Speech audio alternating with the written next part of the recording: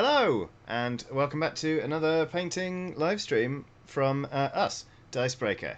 It's your boys. I hope this is working all right, because everything was working fine. We tested the stream half an hour ago, and then my OBS was like, kilobytes per second? What are those? I'm going to send none. And now it's sending some, and well, I guess we'll just see. Oftentimes this will happen, and one program or another will complain and say that everything is balked. And I guess we'll find out from the chat if it is working properly or not. I'll tell you one thing that is slightly off. Oh, look at that! The frame. The frame is. I wondered why that was down there. There we go. Shifted down. There we go. Now shift. Oh Christ. Oh crumbs. It just isn't a stream without some form of technical awfulness. Okay, that should be fine. Still getting issues. I'm not seeing anyone in chat respond or say hello as well, Yeah. which making me a little bit. Can you see and or hear us? Oh, hey fellas. Oh, gee, so they've just seen us. That is quite the delay. Hello? Okay.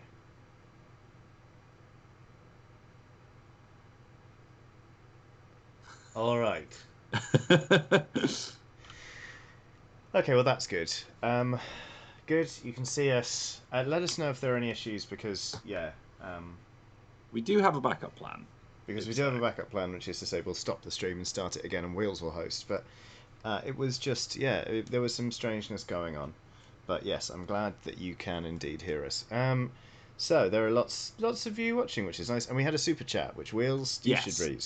We have a super chat from None Your Business who says, I bought the 5e Player's Guide and Monster Manual last week and downloaded Ex Novo, brackets, thanks Wheels, half an hour ago. Soon we'll have to go hunt up for some fellow nerds in this godforsaken backwater. Step 3, hijinks. Step 4, profit, I think. Yeah, good to hear, None Your Business. So that was from a list of good solo RPGs that you can play all on your lonesome, which we put up on the channel. Ex Novo is like a sort of map building. Oh, pardon me. Got burp there. Ex Novo is like a little map building. Yeah. Okay, so we should be back. Hopefully now. Hopefully now we should be back. We'll see if that is the case, but hopefully it should all be fine now. Give us a shout if you can see us. We do have another couple of super chats. One of which is Shiba Inu, who is dancing and jumping in the sky with fireworks in the background. And people are saying perfect, it's fine, it's all good. We're back. Hooray! It looks like we're having a weird CPU issue on Johnny's PC, but it's fine. We've just swapped PCs, which is one of the benefits of streaming from home, is that you've got multiple machines that you can rely on, which is good. Exactly. Although then you have multiple machines that you have to rely on. So, Chris Rakowski says in his super chat that he sent to us, I bought some of the Masters Brush Restorer based on Johnny's recommendation. Well, I'll tell you what, Chris, so did I. Yeah. I was certain some of my brushes were beyond hope and was very surprised. Yeah, I still need to give mine a proper conditioning, but this one was the first one that I washed, and it's still a little bit stained, but it's back to its sort of softness and it's not breaking apart, and it's good. So I'm going to use that. There is always hope. That's just a good thing. Did you talk about JH's super chat, which is of a Shiba Inu like launching into the air with fireworks behind it, kind of going like, okay. Well, you got a bonus impersonation anyway. Leon says, "Hi Wills, you should have made your bed." I mean, I need to change my bed, so I didn't bother. Yeah, fair enough. As you can see, I've got pillowcases and stuff just sitting around. Oh, lovely. The cats are also asleep on it, so I don't want to disturb them, as they often are. Right, what are we painting today, Johnny? That's a great question, Wheels. Today I am painting some more, same as last time, more Adepta Sororitas Sisters of Battle. These ones are actually quite a way through, as you can see from the fact they've got paint all over them. I've done most of the base colours on these, so what I'm going to do is finish base coating the cloth, and then give them a shade and then a highlight, and then they should be done. So if we do get to a point where indeed I am finished before time, I'm going to start on this horrible beastie, which is it's meant to be it's either a penitent engine or a mortifier, depending on the way you've built it. So this is a mortifier, and it yeah. Well, to be honest with you, I nearly glued it down like this, so it would be like burp, burp, burp, burp, burp, into battle. Here's one I finished earlier, so I don't know if you can see that properly, but it's kind of done up in the ebon chalice colours, and it was kind of a challenge because I've not really done many mechs before, and I'm not gonna lie, for 2/3 of the way through painting this, I was like, I hate this. This is a terrible idea. I hate this colour scheme, and then as ever, I shaded it and went, it looks okay actually. So. Chris Rakowski's done another super chat about the Masters Paint thing, saying, and the stuff smells great. The cheapest, or rather the quickest option, it wasn't the cheapest option, but the quickest option to get it into my house was one that came with a nice bar of soap as well. So I've got a bar of soap. Ah, that's great. Stuff, which apparently is really good at removing paint, but from skin instead. Oh, yes, I could do with some of that. So I've got, for my painting today, I've got some more Sigmarines, or what the hell are they called? Stormcast Eternals. I say Sigmarines so often I literally can't remember what these guys are called most of the time. I know. So you'll see that there's the example of what they're supposed to be painted as, and then the two that I'm actually going to be painting today. So I've got one with a little sextant, who is one of the sort of, I guess, like, siege engine people. Like, he's... I've got a ballista, essentially. I don't know what any of these guys are called, I'm afraid. I have passing knowledge of what the ghosts are called, not the Sigmarines. But I've got like a ballista, so this is one of the guys who mans it. He's got a sextant, so they can sort of judge the arc of fire that they're going to be taking and stuff like that. So I'm going to be working on those guys. Delightful. Apparently I'm getting all quiet and echoey, which is good. That's weird. Oh yeah, people are calling you Robert O'Cop. Oh, I know what's going on. Hold on. Okay. How's that? Is that better? It's because the NDI source, which is the one that's actually taking the Skype audio, was unmuted, and I've got my mic going straight in. So there you go. No, I don't need to flip my mic down, Mike, because I'm using this mic. So there we go. The problem is that it was taking both in. Right, so now I guess I can just have OBS up actually, because it's just showing me you. Yeah, that's what I tend to do. But now I've got Skype up. Oh no, wait, there's a very slight delay on your face, so I can't handle that. Okay, so I'm going to crack things off by stuff at you by putting some rack-off flesh. All fixed. You're welcome. Sorry about that. But Wheels, that's the shade I'm painting over with a Shabty bone. Way. It's like we're sisters. Sisters and brothers. It's because this is the religion stream. It is, in it's fairness, the militarized religion stream. Not scheme. That's the one that they're practicing. The stream is the one that we're doing. Yeah, so, I mean, I'm doing 40k and Wheels is doing Age of Sigmar, but the Adepta Sororitas are basically a chapter. They're kind of like sort of an arm of the Inquisition, but sort of not. And they have to seek out heresy within the forces of the Imperium and beyond, and stamp it out. I say stamp it out. What I mean is like melt it with flamers. So you know. Who decides what's heresy? Whoever they want. Yay! Harrogate has done super chat saying, "Gotta go for a quick series of work calls, so we'll watch on catch up. Quick question: in buying brushes, which ones / how to search for them? Brackets models, not brands." I was in which brushes? In buying brushes, which ones and how do you search them? As in which? Yeah. To be perfectly honest, if I'm not just grabbing stuff from, I don't know, Amazon or something. I know it's big evil megacorp, but you know, it's the one that's available.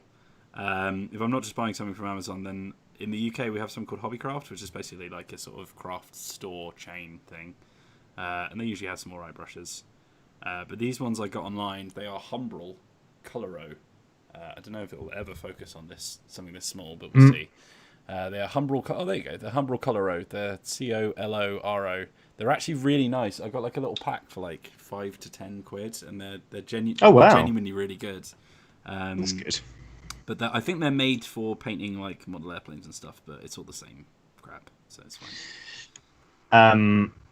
If I'm searching, just tend to search for the brush size I want. You know, I'll be like fine detail brush miniatures, and then it'll throw a load of results at me, and then I'll sort of search the specific models and then review and see what people are saying. The good thing about sort of painting and miniatures in general is if it exists, people have already talked about it on a forum. So you can just sort of get a feel for what other people are saying. Talking of things people are saying, Zanzibar White's done a super chat saying, I don't know if it's even a thing, but have you ever thought of painting comic book miniatures? There are so many character variations that any colour scheme is valid. You know, I hadn't really considered doing it because I kind of feel like I kind of felt like comic book characters were rigid in their colour schemes. You know, like, I mean, this is coming from the man who painted Luke Skywalker up in Dicebreaker colours. Your Starlight Express, but, Luke Skywalker. Yeah, but when we got all the Marvel stuff through, was it Marvel? Yeah, it was. Yeah, it Crisis was. Protocol, which is the sort of that's the one. game with Marvel characters. I found myself not too jazzed about it because I was like, well, I feel like I feel like I had to paint up, say, you know, Spider-Man or whoever exactly right, and it was like, well, that's a lot of pressure for a color scheme I don't feel like I can change. But no, I think you're right. Like, there aren't that many variants. I mean, I'm talking about like where I'd have to do the exact color scheme while painting an official color scheme on these models. So, you know, take me with a pinch of salt as ever. I just don't really like comic books, which is the reason I wouldn't. But to be fair, if there is one sort of comic book hero that I still have fondness for, it is Spider-Man. I feel like a lot of people are like that, but Spider-Man seems like the most human out of all of the Marvel characters. That's probably why. I mean, if they brought out a miniatures game for Into the Spider-Verse, I would be all over that. Because that film is magnificent. It seems like a good fit for a sort of tabletop tie-in, doesn't it? Oh, big time. And to be honest with you, I'm not. I don't really collect comics, and I've not kept up with the Marvel Cinematic Universe, for example. The last like MCU film I saw was the first Avengers film in the cinema. Like, that's how far behind I am. But I watched Into the Spider-Verse, and my God, I was riveted. What a film! It's really good. So the animation's incredible. Also, just hard relate to giving up and eating a lot of fast food. Peter Parker, like, what a great sort of representation of that character. What an icon. Apparently, I'm super quiet. I'll just crack myself up a little bit. I was going to say that there was a comment that we got. It might just be the fact that I need to put the old gain up on the old microphone.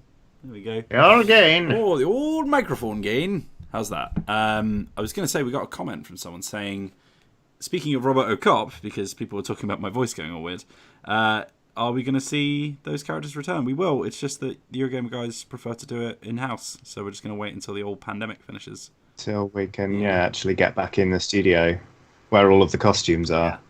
But yeah, I was thinking about them the other day. I really miss doing that. Robert O'Cop is my favourite RPG character. I love him. Like, he's so much fun to play. So I'm incredibly excited to get back to it, but it will have to wait, I'm afraid, until it is safe. Oh, Trezen has done a super chat saying, thanks for your series of How to DM with Luke, Johnny. Really useful, as my debut session 0 as a DM is tomorrow, having never even played before.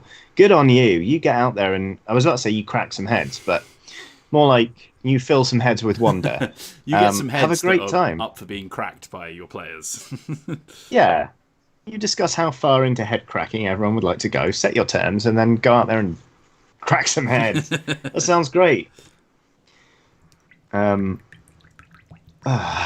Right, that's one cloak done. So I've got my sort of coming up cream-esque. I've got my water mug right next to the mic, so people can enjoy some painting ASMR right now. ASMR. Oh, that's 2 done. Well, I'm not paying attention to that, apparently. I've been all over the place this week. I was telling Wheels before the stream started. Yesterday, I went for a quick lie down, and it turned into a 5-hour nap. I just sort of woke up. The sun had gone down. I was like, "Oh, okay." To which I said, "Guess that's called sleeping, Johnny." Yeah, but I don't know. I still count it as a nap because I got up, had dinner, and then went back to sleep.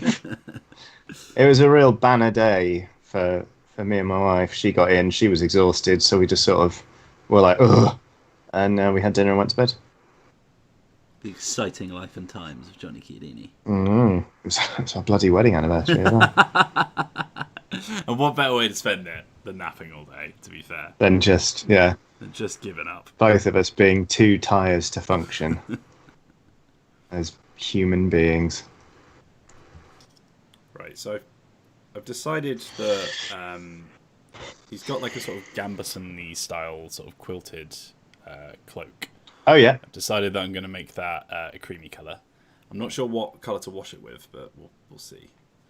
By the way, I don't know what's changed, but my camera is like focusing a lot easier now. It's doing really well. So you can really make out the it's the details of these bad lighting. boys now. It's might great. be ring light. So for anyone who didn't see at the start, this is the colour scheme that I do my submarines in, sort of like purple and cream. So I'm going to be following that with silver armour, because I think the yellowy gold armour in the base set look kind of rubbish. Mm-hmm. But it means, and this is a top tip for anyone who wants a really easy way of painting submarines, you just spray them silver and then give them a Nuln Oil wash and they look cracking. So Yeah. So what I did for all of the Necrons from the Indomitus box. So I was like, I've got to get these done quick. How?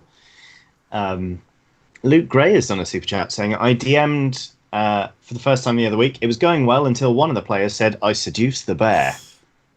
I mean, then presumably it was going brilliantly. it was going well. Come on. Then it really kicked off. Uh-huh.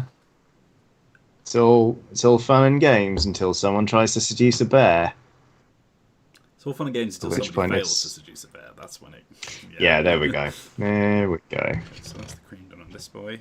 I just got asked in the chat if I'm looking forward to derailing Luke's Ox Venture.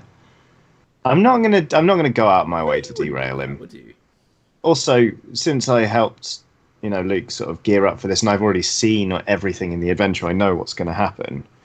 By necessity, my character's going to take a backseat. I'm just going to be the helpful coming along for the ride person. Do you have a go-to character for that? Or have you made one specifically for this? Well, Luke and I talked about it. I've not actually made my character yet, but it's the helpful Sean Bean dwarf protocol. It's just a cheerful dwarf who sounds a bit like Sean Bean, who doesn't take the initiative but is happy to go along with whatever sounds sensible. So it's like, right, what are we doing? And then they'll be like, we think we should do this. Be like, it sounds like we might die. I love it. So I just do stuff like that. But I might, because I've done that for Adventurers Wanted, which is a sort of a Twitch series. I guested on that, and I've done it with Roll Over and Die, which is the MCM crew playing Dungeons and Dragons. I guested on 2 of theirs last year. Oh, that's when you were a greasy boy, wasn't it? I was a greasy boy with Adventurers Wanted, and I was just it's just stupid with the with Roll Over and Die. But either way, they were both good examples of the Sean Bean helpful dwarf protocol. As Bunny Warlock says, the old HSBDP. That's what they call it. There you go. The circles. Tom Titherington has done a super chat saying, hello guys, I'm happy to be here. My new capture card is coming in the post today. Ooh. Exciting times. Hope you're well. Wow, we also have another 2 super chats. Good golly blimey. gosh. Go, One from Matthew go. Pollard, who says, been loving these painting streams during this crazy time. The chilled vibe really helps with my anxiety. Considering getting into painting, but no idea where to start, any recommendations on the best miniatures to start with? I have to say, I say this all the time, although I think they're incredibly dull nerds, the Sigmarines are one of the easiest models I've ever painted. It's loads of big, chunky sections, all in one colour, lots of metals, which are nice and forgiving when you're first painting. I genuinely, if you can find, and you will very easily find a little starter set of them, so you can just get like a couple and not have to worry about spending too much money on them. They're a really good place to start.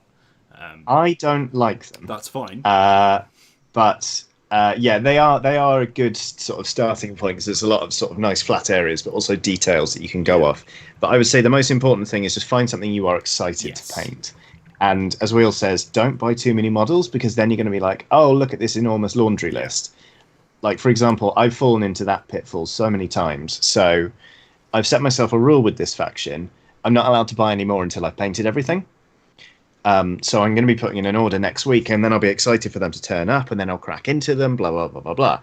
So just have a look around for interesting miniatures, whether that's sort of, Citadel or Northumberland Tin Soldier or Bad Squiddo or, any of the ones for Malifaux or Infinity or anything like that. Just shop around and see stuff you like, whether it's for a game you want to play or not.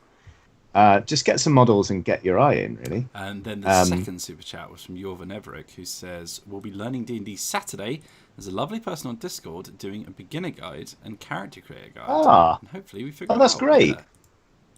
I've seen a lot of people doing Nice. sort of like educational stuff on Discord, so it's nice to see people sort of learning RPGs and stuff as well. It's a cool Yeah. idea. You're going to swap to a slightly brush. Ram Verbeek says, how many models is too much? Some 200 that still need love? I mean, my to paint pile is probably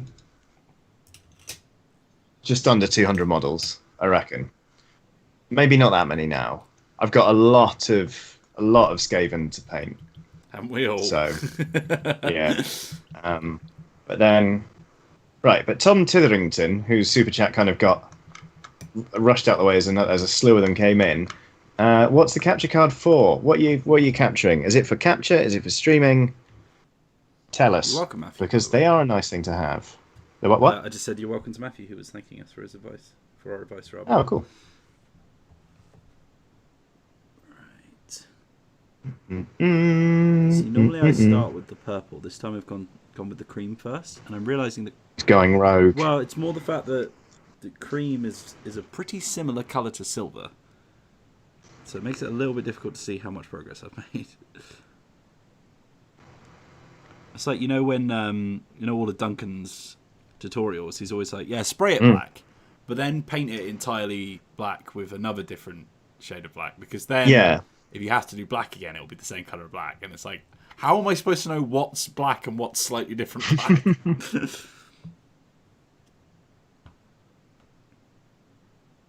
Right, there we go.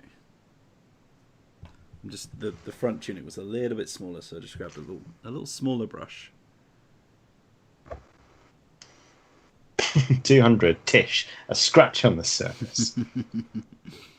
This is more of a question for you, I think, Wheels. Hatronoth asks if we've seen that Humbrol is now doing their acrylic paint in dropper bottles. I've not used Humbrol. Which is good. Paints. Me neither. The ones I've ever used are Citadel and then, what are these guys called? Tamiya. Aloha? Oh. Which, I don't know, I just picked it up in Hobbycraft because it was cheap at the time. I don't really like them, they're super thin. I might use their silvers. I've got a very exciting thing to show everyone off once I finish doing these cloaks. So look out for that, everybody. Bram Verbeek says, for people that want to start, Frostgrave minis are really good general purpose models with believable female bodies and faces. I agree. Frostgrave minis are really good. They've got a lot of character. They're also really, really cheap. Frostgrave as a game to get into, I think is one of the cheapest out there, because you can use any models, but also the Frostgrave range of minis are pretty cheap themselves with lots of customization options. Because in Frostgrave, when you're sending out a team, you specify, I'm taking out 2 archers and 1 crossbowman, for example. So you can be sure to build your minis in the way you want to make it easier to differentiate between them. The rules of Frostgrave are maybe 12 quid. There's a second edition coming soon, actually. Oh, really? Yeah, it's a great game. We should really do it, actually. But the minis are brilliant. Me how great it is, and I do want to play it. Yeah, I'd love to. Speaking of new Let's Plays, actually, we recorded one on Monday. Myself and Dean Yes, you were did. finally back in the office. We've got some super chats I'll get to in a second. But we played a Let's Play of Infinity Code 1, which is a miniature system that I constantly wax lyrical about how much I love it. So we had the new starter set, the Operation Coldstrom, which I've been painting on a few of these streams. We finally actually managed to play a game with it, which is really nice. It was Dean's first, not only his first Infinite game, but his first miniatures game, and I think he did really well considering. But yeah, it's sort of an experimental thing for us because we haven't done a minis game yet. We're literally hand holding a camera and doing little close up angles and stuff. It's gonna be good fun. I think you'll like it. So give that a watch. It should be up on Sunday, I think. Nice. And also wearing rubber gloves, so it's got a real Dexter vibe to it. Especially with my new haircut. It's Johnny said I look like a serial killer. So that was good. That's I didn't mean it like that. I mean, That to was be a honest, part of it. with the slick back hair, it could be American Psycho, you know. There we go. Yeah, Patrick So we Bateman. got some new super chats. Chris Mansfield says, Yeah, go for it. "Hey guys, just wanted to say that I'm loving your channel and have recently got into D&D at the beginning of the year. Thanks for the great content." Thank you, Chris, for watching. Amazing. Thank you very much for commenting. And yeah. And then one from Right, Trey's End. Do you want to read so- that one, or should I grab that one as well? No, because I can't see it and I'm cleaning my That makes brush. sense. Trey's End says, "So I'm a few minutes behind, but I've spotted a problem with Johnny's dwarf. What have the Ox Venturers ever? When have the Ox Venturers ever been sensible?" Sounds sensible. I meant like if they're like, we want to go do this, then more often than not they'll be like, yeah, that sounds fine. You sound like So yeah. a pint man. From David Mitchell's sketch show. Oh, it's a bad miss. Simply Dave says, not to spam or anything, but have you ever considered doing a video comparing D&D to Pathfinder? Actually, yeah. There's a Humble bundle going on right now with Pathfinder, I believe. So £4. You can pick up a bunch of stuff, including the core rule set and character sheets. So I did that because I've never played Pathfinder, and I'd be very intrigued to see how it stacks up against 5e. So I've got a pretty limited understanding of Pathfinder. Me too. And I feel like from the way that it's described, I feel like it's all of the things I don't like about D&D sort of blown up, you know? This is it. I think it is very divisive because basically a bunch of people are like, we don't like the way D&D is going. We're going to make it more like, we're going to make D&D like D&D should be, like D&D used to be. And then it depends whether or not you like that. So it definitely has a lot of fans out there. I just don't, because I think, you know, like a lot of people actually, my first D&D experience was with 5e. So I don't really have the background knowledge of what that version of D&D that it's kind of not referencing but embodying feels like. So I think we should just find out, to be honest. Yeah, I guess so.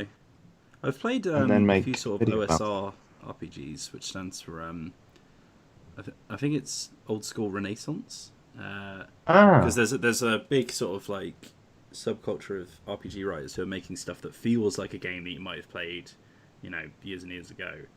One of which that I played was called Troika, which is very, like, some of the character classes are amazing. Genuinely, I think I should just like I should just get the PDF up and read you some of the character classes, Johnny. They're incredible. But it's very much one of those games where it's like your character has like 5 stats, and then you roll 2d6 and add them or whatever. Right. And you're basically just trying to get through stuff with as minimal rules as possible. And then when you get to the combat, it's very much just sort of like, you know, here's your weapon, here's the stats it does. So they are like very simplified and quite sort of number crunchy. Just saw some people say that Pathfinder First Ed is basically like D&D 3.75.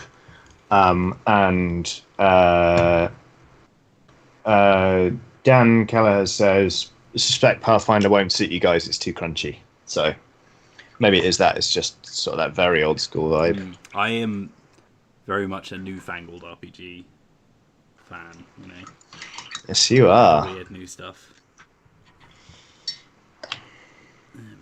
Right, I think I've done all the cream now. Nice. I'm just painting grenades, Now and then I'm the going jam. to shade this. Boo. Which, of course, would be the wrong order, because jam before cream.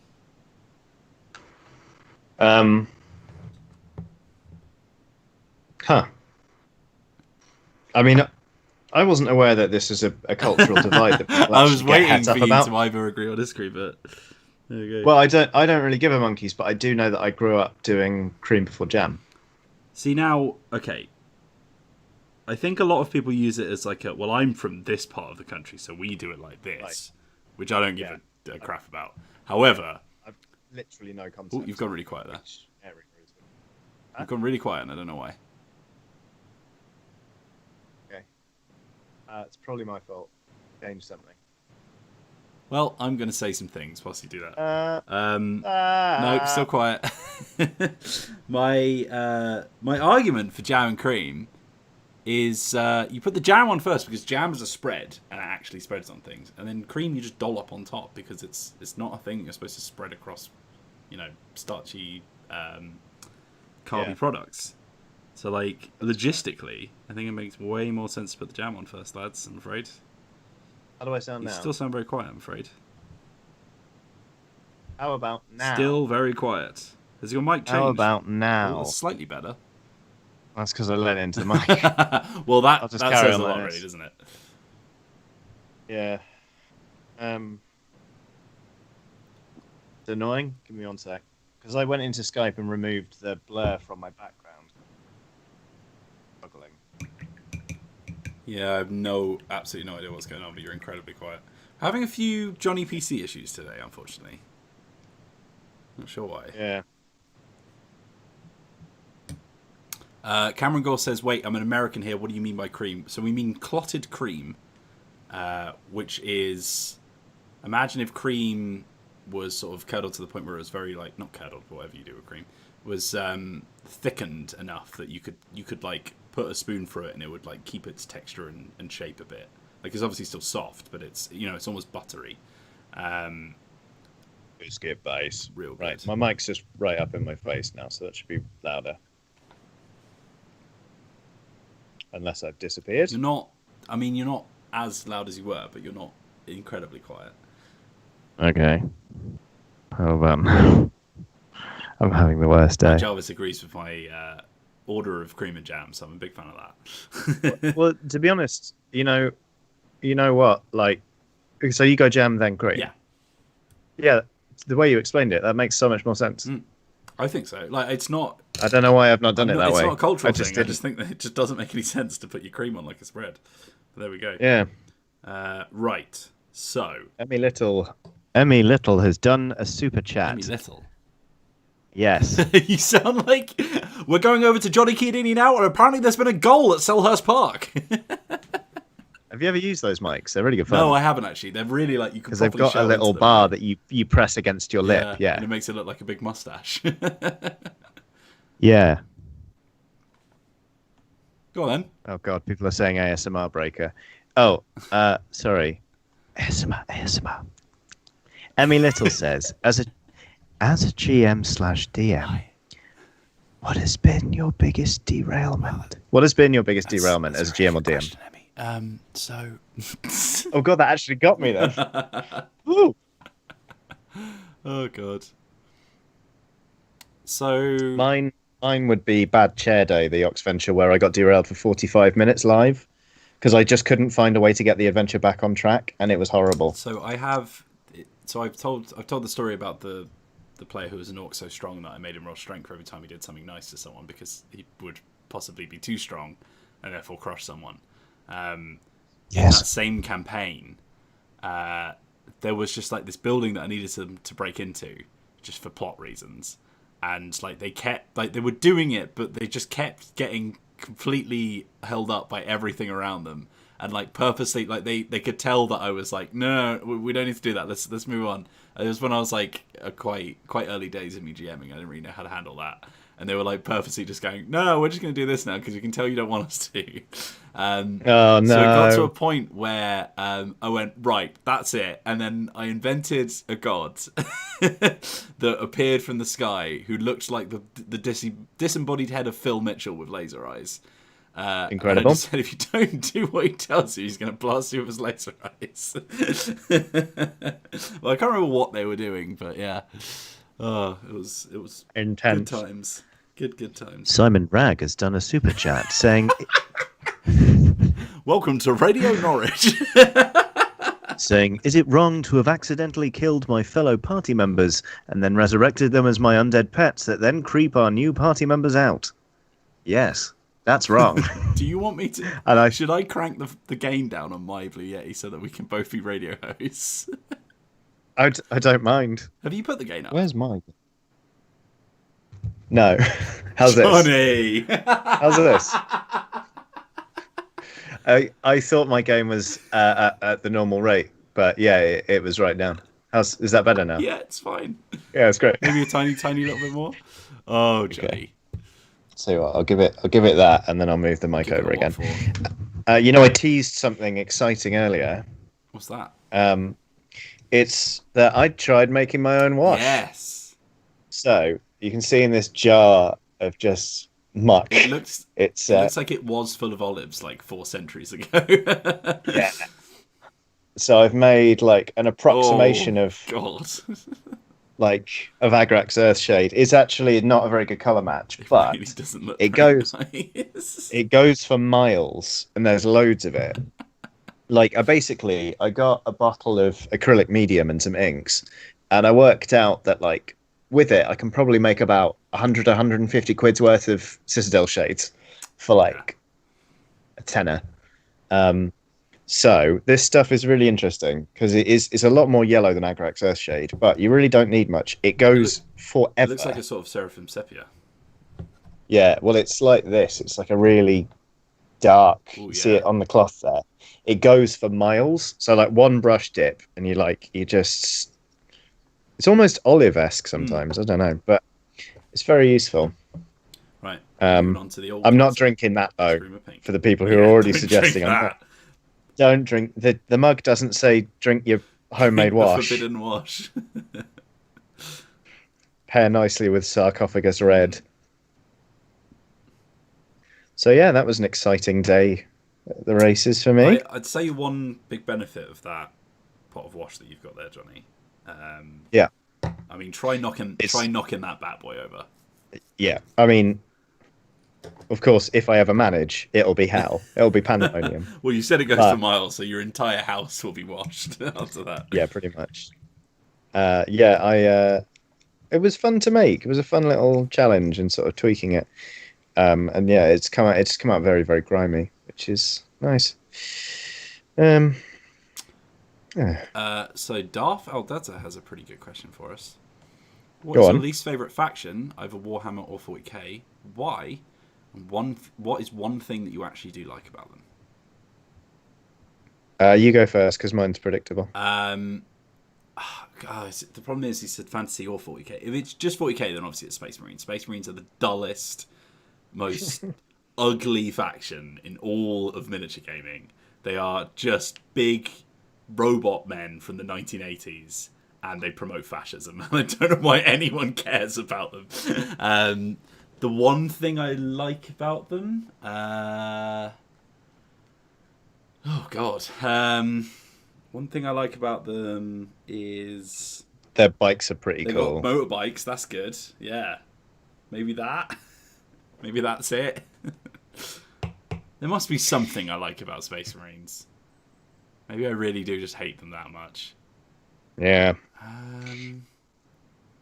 Okay, what about Age of Sigmar? As far as Age of Sigmar, well, Age of Sigmar, like, I don't know as much about Age of Sigmar as I do about Old Hammer, which is getting a revival at some point soon. So I'll actually know lore, which will be amazing. Like, I think it has to be elves. If we're going to go anything fantasy, I hate elves. They're so boring. In the same way that Space Marines are. They're just like, hey, we're really elitist and we're really boring looking, and all of our stuff looks like what fantasy games used to look like 40 years ago. So have fun. I'm gonna pause you there for a super chat from the one who snacks, which says sexy ASMR, Johnny's sexy whispering things. Unfortunately, if I'm reading that correctly, it's actually goes sexy ASMR, Johnny's sexy whispering things. So it's a deep cut, but it's a Eurogamer reference. Jeez. One day I'll tell you the story of sexy Kate Beckinsale. It's a classic. One day, to the point where but not today. someone actually came to Res and gave me and Aoife each a sexy Kate Beckinsale t-shirt. It's pretty wild. I do want to point out there's a few people who like hide Space Marines that I've bought. I don't hate people for liking Space Marines. I just hate Space Marines. You're more than welcome to like them. When it comes to Age of Sigmar, I mean, it's obviously I just don't like the Stormcast Eternals. Because like I'm a Chaos player at heart, so I'm a bit like, sod you, Sigmar. You can't come back and claim everything. You abandoned everybody. And they're just like the goody two-shoe Boy Scouts that are like, man, we're all gold and glittery, and I just think they're boring. If there's one thing I do like about them, it's that actually I saw somebody do head swaps where they took their official heads off them and replaced them with helmets that look like ones from Dark Souls, and they suddenly they looked badass. It was like, oh wow, I'd paint those. It's just the dumb But they've- mask, isn't it? That's the It's worst just like, thing about them. man, yeah. And even So when I you don't just like put them, and I human heads just on them, they look way better. Like, yeah, I just don't like the way they're shoehorned into everything. It's like Warcry launched, and it was like Warcry. It's where all of the Chaos people are doing battle for control of the 8 points. You know, this is a real Chaos versus Chaos. Let's get weird and horrible with it because it's Chaos. And they were like, oh, but also the Sigmarines are here. So well, they don't have weren't to they like be. a booster pack though? It wasn't like an actual like. Yeah, they got sort of. Just so that people could play it with their models, essentially, which I think is fine. Yeah, it's fine. It's just a bit like, oh, come on. So yeah. Oh, there's a super chat. So from Spidiog FOH. Video. Speaking of derailments, have you ever had a party accidentally kill a quest giver while trying to rough them up looking for a better reward before the quest is usually given? It's difficult to get back on track after that. I've never let a quest giver be killed, like, before they've given them any information, but I've definitely had NPCs be roughed up too much. I actually one time had a party get too obsessed with an old man they'd talked to, and they were like, he knows something. So they followed him and they menaced him against the wall. And eventually I was like, okay, well, he's crying and he's wet himself. And they were like, I do that all the time in my games. We just victimized an old man. And I tried to tell them several times. I was like, you don't think he knows anything? And they were like, no, he does. But no, I've definitely had people kill the big bad on a lucky shot long before the final sort of confrontation. But no, I've never had anyone off one of my quest givers. I'm relieved to say. I don't know if I often have like quest givers. Do you know what I mean? I'm not sure if that's much of a. Maybe it's just the games I play, but it's not like a a mechanical thing that tends to come up all that often for me. No, well, in things like Blades in the Dark, yeah, they're making their own quests, right? So it's like so much. I do it when I'm playing to a clock if we're recording stuff. But yeah, in games I just run, like I'm running a campaign of Deadlands where they've turned up in a city, which is being torn apart by, I guess, effectively sort of a faction war, like a gang war. So they've met an NPC who's explained everything to them, and they know they have to get to the bottom of what's going on. But I've not really given them a quest. They're just like, okay, it's sandbox time. Yeah, basically. it's like, here's a fun little world. What do you want to do? Yeah, and I'll just make the story whatever the hell they're most interested in, right? Yeah, right. I've shaded my minis. Now I have to wait for them to dry. Everyone's enjoying this. Boring. Sloshy. Sounds like a water feature. Oh, ASMR break. Uh-oh. Whoa! That's the opposite of ASMR. Oh, you can't ASMR sneeze. Oh, God. QWERTY Wolf has done a super chat saying, I'm bringing Smexy back. No. Oh, yeah. Don't bring Smexy back, please. We're talking about Smexy as a word. Forgot about that. One who snacks has done another super chat saying, how many times do we need to teach you this lesson, old man? Johnny's players, probably. It's pretty much that. Oh, God.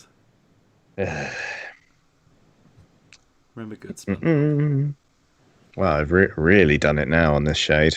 It is a darkened down none. I can't really see because I'm no longer. How can I see myself better in Skype? See yourself because better. I'm you can tiny. drag the corner of your. It's like a little movable around window. Oh, look at that! Wow. We have another super chat from the one who snacks. He says, Not "Oh wait, no, that was the working. one that you just read out. Never mind." Yeah. It's not working. But yeah, hopefully you can see this. It's a nun. She's dark colour. It's a nun. It's a nun. She's a darker colour than she was. I do really Blue like nun. Battle. I think they have some really cool models. Yeah, I want to paint Celestine, actually. She's really cool looking. Celestine. Wilf Chapman Gandhi says, I'd drop you a super chat, but I have no money, so I guess I won't be able to. Right. Don't worry about it, Wilf. There is no obligation to super chat whatsoever. We are pleased to have you as part of the community, whether you super chat or not. So tell you what, save your monies. When you've got some monies and you think, hey, I could give those guys that super chat now, don't. Buy yourself something nice. Yeah, from us. There you go. From us. You go on, spend some of your own money on Yeah. you, and then thank Our us treat. for it. You support the channel just by watching. Don't worry about it. It's all good. Mm-hmm. Here. There we Come on, models, do a bit of drying. go. He says, holding his camera. Come on, Come on, do it. Bit of swimming, now a bit of drying, and then just shake your heads. That's it. say cheese.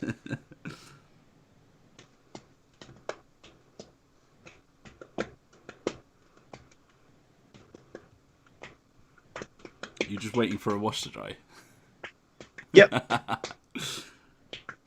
Well, especially if yours is like super liquidy. No, it's not. It's not actually that liquidy. If anything, it's less liquidy. Fewer liquidy. liquidy. We're getting there. We're getting there. I'm just painting the tunic. Put some purple in. Tunique. Cloth like that used to scare me, but now I quite enjoy I painting love it. painting cloth. Cloth is so nice. Yeah. I'm not super good at making it look like varied shades, but just slapping paint on is just really nice. Really therapeutic.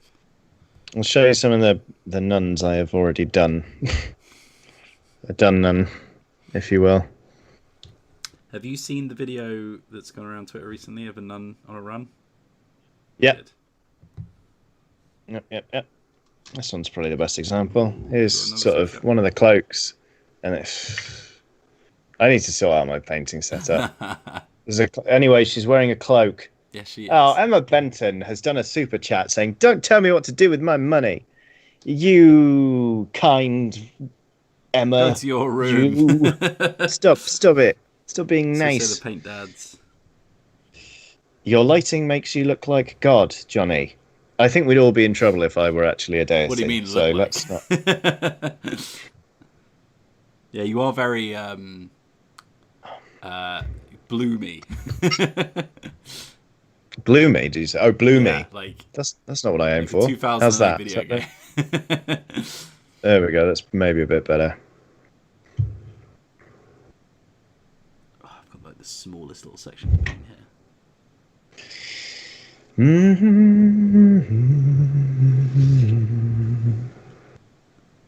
I thought you were singing something very different to what you ended up singing. What do you think I was singing? Till now, I always got by on my own.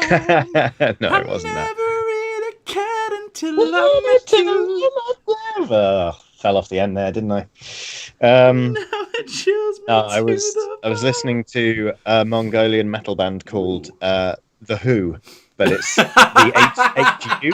I don't know why that's going to be so much. And they a little known metal band, you might have heard of them. They're called The Who.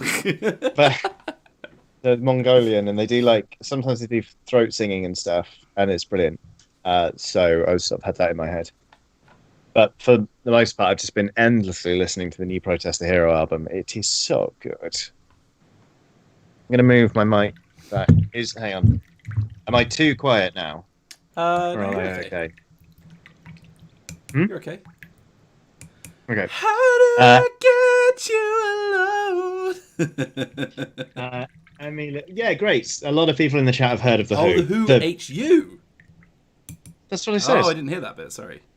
Oh, right. Emmy Little has done a super chat saying, buy yourself something nice or spend it on the pets. There you go. To be honest, I probably owe Watson a treat. Watson is owed the world, so. She went into the garden today and went to the toilet, and then, I didn't realise she needed the toilet again, so soon after, because I think she held it overnight, because sometimes she's silly about that. So then I took her on a walk, and we, oh boy, did she need the toilet. So I owe it to her. Edward Chester, I've got a lovely surprise for you. Edward Chester says, first Icebreaker stream I've caught. Anyone know if there's any plans for a Cyberpunk Red series? You'll be delighted to know that we've actually already done one on the channel with Cody Bondsmith.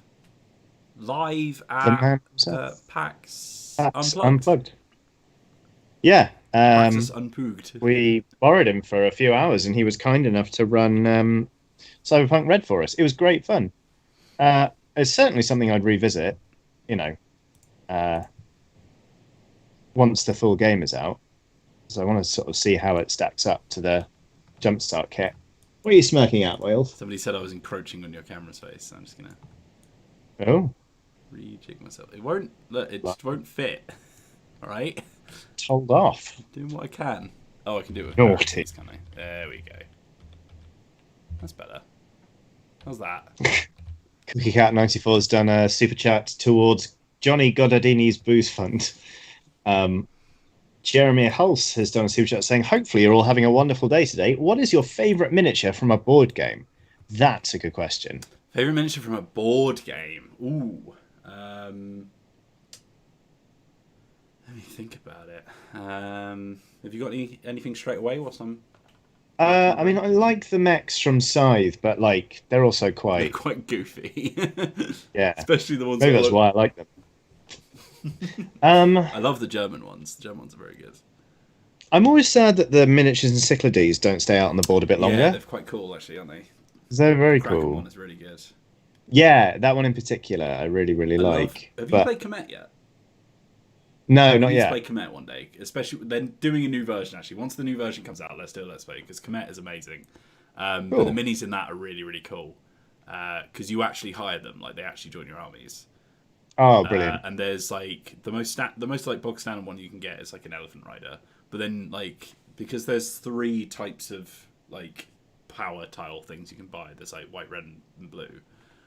Red is attack and blue is defense. So the blue one is the elephant. The red one is basically the same thing, but it's a scorpion, a giant scorpion being Cool. man.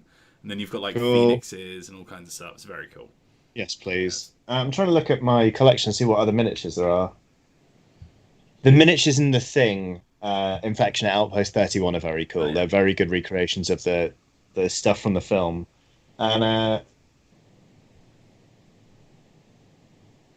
yeah, I think those would probably be among my favourites anyway. I don't have that many games that are sort of very heavy on miniatures like Tainted Grail and stuff like that. I'd say the Tainted Grail minis. Apparently the game, nah. But the Tainted Grail minis are very good. One of my friends absolutely loves Tainted Grail. Like he adores it. Yeah. You can't blame someone for buying and then enjoying something. Yeah, no, that's fine. But I also You're don't. implying I that don't it's quite only trust their enjoyable if opinions you've much been. if they drop like 250 quid on it. All right. Kenny Stoneman has dropped into the chat and done a super chat saying, "Hello, my beardy boys.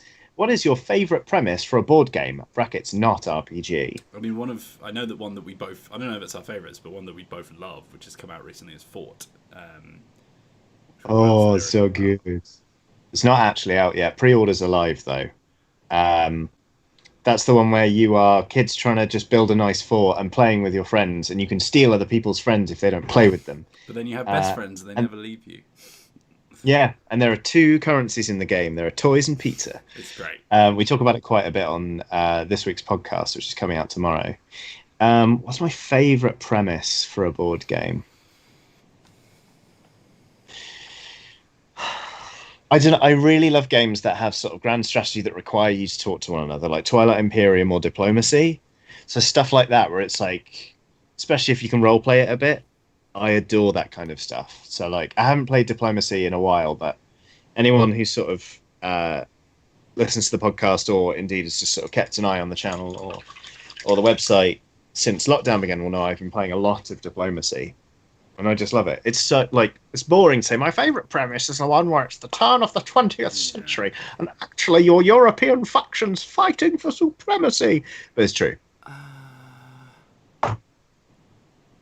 Ooh, Peter Draconis has done super chat saying Kingdom Death Monster is a board game with incredible miniatures, both for quality and for design. Brackets, fair warning, some are definitely not safe for Some are work. incredibly Yes. misogynistic as well, Faye. Some of them are. They are. Some of those miniatures, while they are very well executed very sculpts, detailed. they are booby in extremis. They make me physically vibrate with anger when I see them. Not gonna lie to you, but thank you for the super There chat. are sometimes you see board game comparison, you go, Yeah. Let's yeah. Uh, Let's see. By the way, you had a question from Simply Dave. He said, I'm not doing as well as I can learning game making tools, but if I ever get my act together, would you be offended if I put in a tribute character named Guinea Chiodini? as in Ginny. No, Guinea, as in like. guinea pig. Oh, Guinea. No, that's Yeah. fine. I don't mind. Darth Aldater says. I mean, don't make them horrible. But Also, they kill would it be everyone. right if I put in a white supremacist called Guinea Chiodini? No, No, go I ahead. would Slap my name on that one. Darth Aldater says, I'm about to paint some towel, but having trouble choosing colours. I would like to use purple, but not sure what to go with it. Looking for one or two to add suggestions. I mean, I've got purple and cream, so if you want to see how that looks, then that's what I've gone for. I go for a lot of colours. What have I been painting recently? I feel like I've been painting nothing but purples. I don't know. I like. I tend to do purples and blues quite a lot, Yeah, or like purples and some greens, kind of like the Hulk. those anoraks everyone wore in the late Yeah, 80s. oh god, what are their names? Start with K. You know exactly what I mean. Start with K. I don't know. Cagoule? Oh, yeah, Like that. yeah. Something like that. You know. I mean, they technically would be a cagoule, but a cagoule is just a type of Okay. jacket, really. Patrick Collis says, yeah. well, the monsters are good. The monsters are good. I'll give you that. There is something that's made entirely of hands, which is pretty cool. But I thought you said ham then. I was like, brilliant. well into that. We have another super chat from Teresa S, who says, I'm way too tired after work to write something interesting, but have some of my money. You can't tell me what to do. Thank you, Teresa. Thank you, Teresa. Hopefully you'll listen to us when we tell you to take care of yourself Yes. and have a good rest. Listen to that. I'm going to answer this question because this is easily the third or fourth time I've seen it posted now. Dean, Yes. I mean, I don't want to reward this behaviour, but basically, I want to be polite and also stop it. So, what was the best nat 20 you've ever rolled? I once rolled a 20 when trying to play some bagpipes badly, and everyone in the tavern took 1d4 psychic damage. God, I don't know because I've played D&D so scarcely. I've played it under a dozen times. I think it will have been something to do with Rust on the Harbour. Is Rust on the Harbour knocking someone out who was like trying to get us all arrested, and I was like, I walk up to him and punch him in the face, and I rolled a nat 20 and just dropped him. And it was one of those situations where the henchmen didn't know what to do without their leader, so we were like, "Ooh, what are you going to do now?" And they left. That felt good. we were playing. Oh, what's the one set in like a sort of jungle and it's really hard? The module. Tomb of Annihilation. We were playing Tomb of Annihilation, and I was playing a Yuan-Ti called Suffering Succotash, who, yeah, You're a nightmare. who did a lot of S's.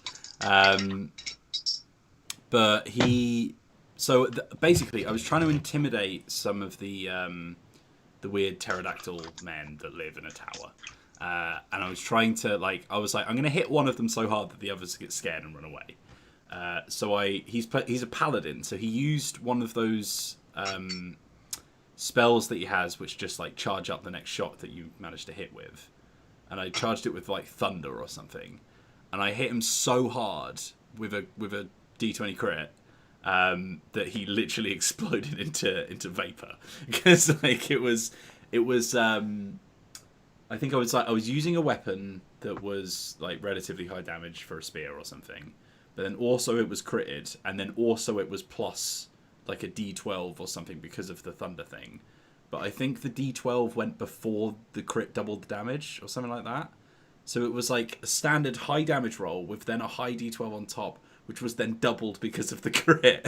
And it was so far over the character's health value that the DM just went, yeah, there's nothing left. it's just amazing. missed.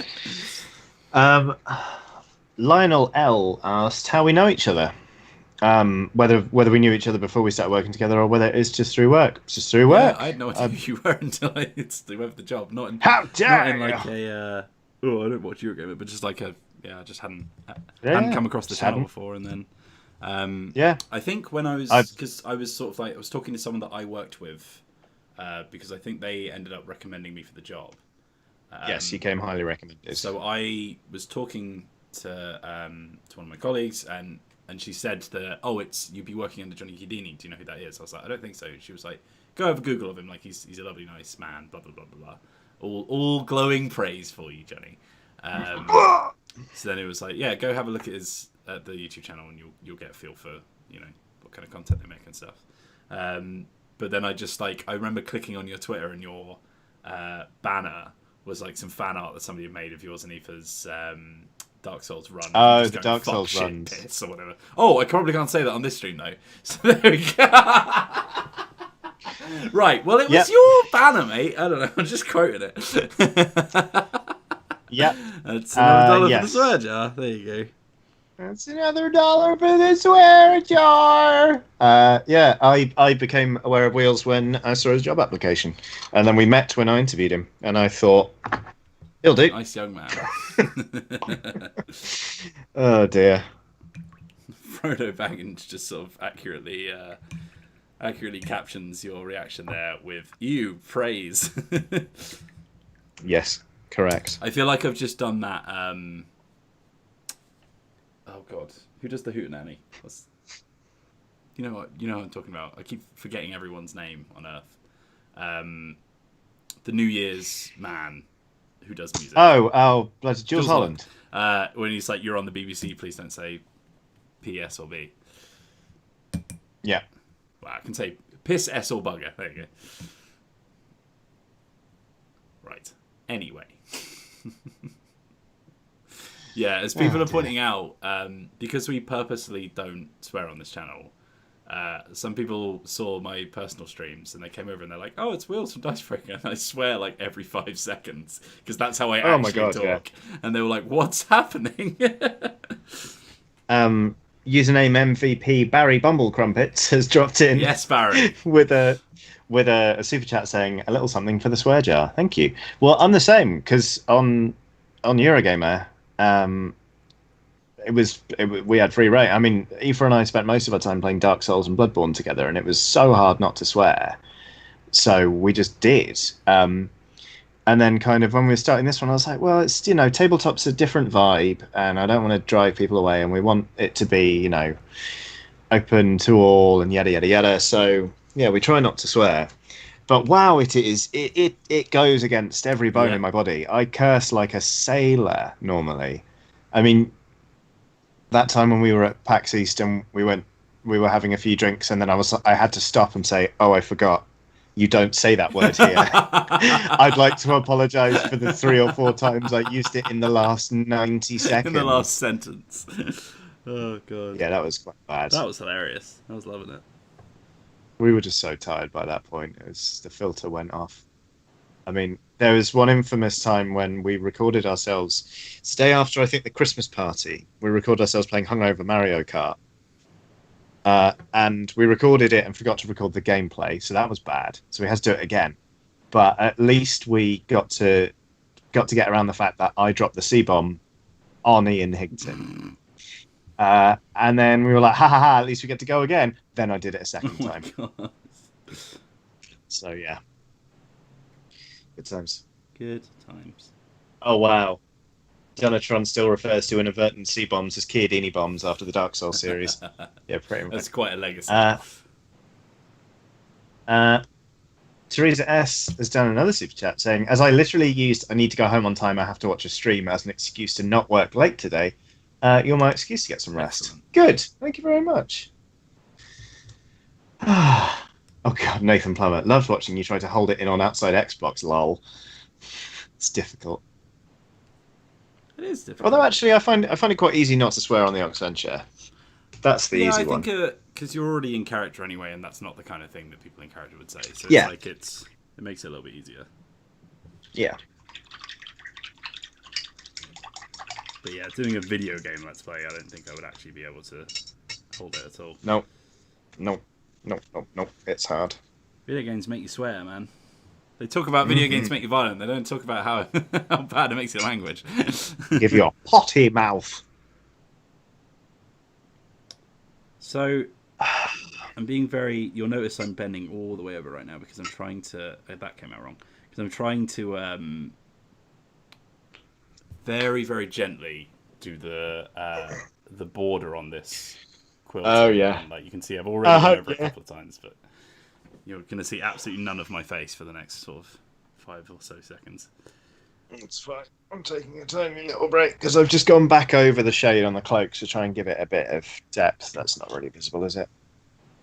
To try and sort of give it some more contrast. You might want to move to your up and right because, there you go.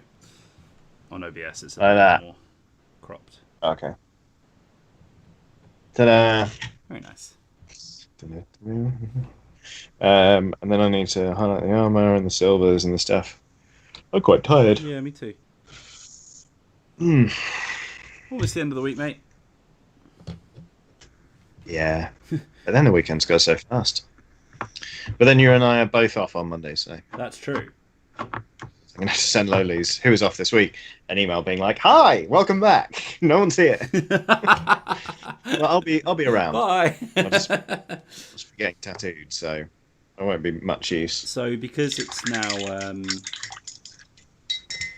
now fine to have sort of like people in a social bubble in the UK, and there's weird rules around it, but like we've got like a group of friends who live in Brighton that like we are legally allowed to see basically. But one of those friends, like their parents' house is empty or something because they're in a different house. Imagine having 2 houses. But but we're going to just go down there because it's just us in another house. So we're just going to have like a little mini break, which is nice. Lovely. It's gonna be very, very relaxing. David Lue? Yeah. Lue, Lou, has done a super chat saying, "Thanks for letting the maximum number of people engage." Is that a Life is Strange reference? I don't know. I'm a bit lost. Somebody illuminate things. Elucidate. I don't understand.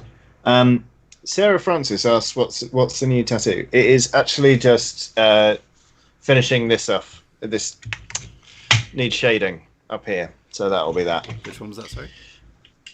It's the crow fighting a Oh, rat. yes. Sick.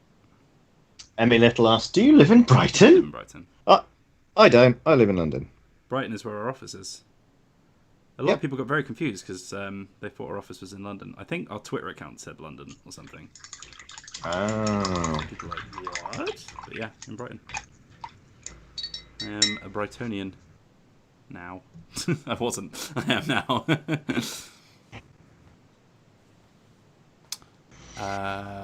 Hey, Johnny. I have all the stuff to play D&D, but no one to play it with. Any tips on finding groups? I hope you see this comment. In all caps. So, Discord can be good. Search... if you've got a friendly local games store, there might be a notice board. You could either respond to ads there or put one up yourself if you're feeling bold. I'm assuming you've already thought about trying to cajole people you know into playing, but that's always a good bet as well. But yeah, there should be a bunch of sort of resources. You're probably going to be looking at online at first, but I think it's a good way to get into it and get started. It can be a bit scary playing with strangers, but if you can grit your teeth and go for it, then you'll probably find it very rewarding. Yeah, I know many people who joined like a strangers group of D&D, and because it's a very good icebreaker, you'll find out, or should I say, dicebreaker? But, Dicebreaker. But yeah, like I know people who have made lifelong friends through their D&D groups that they did not really know beforehand. I mean, a while ago, to sort of raise money, I said on Twitter, I was like, anyone who replies to this tweet with proof that they've donated to this charity will be entered into a prize draw, and I'll run a session of an RPG for the winner. And I was so nervous. Johnny, are you going to get detailing for Pizza Crow? Says the one who snacks in the super chat. No, Pizza Crow's complete. Pizza Crow was a one-shot. That tattoo's long done. by my very own wife. But so I was really nervous for running the session for strangers because I was like, well, I hope they like what I've got to offer. I think they did. One of them did fall asleep and start snoring quite loudly, and his girlfriend who lived with him was playing, so she was like, "I'll be right back," as if it was completely unrelated, and I had to be like, "Wake up!" It was very funny. I see. David Lou's super chat was a non-expletives reference. I want to share awesome, informative, educational, fun people with as many people as possible because we all need it. Yes, I forgot not swearing means that more people can watch the thing. Thank you for clearing that up. I was confused and I thought I was being stupid because I was. But yeah, that was quite a funny moment where it's like, oh no, one of my players is asleep. I'm bad. I'm bad at this. But yeah, we all had a good giggle about it. I mean, like, it was about 3 a.m. for me because of the time difference. It was about 9:30 in the evening for them. So little disco nap during a game of D&D. Yeah, I mean, it's pretty funny. You know, people do pay you to DM, Johnny. I'm sure you're probably all right.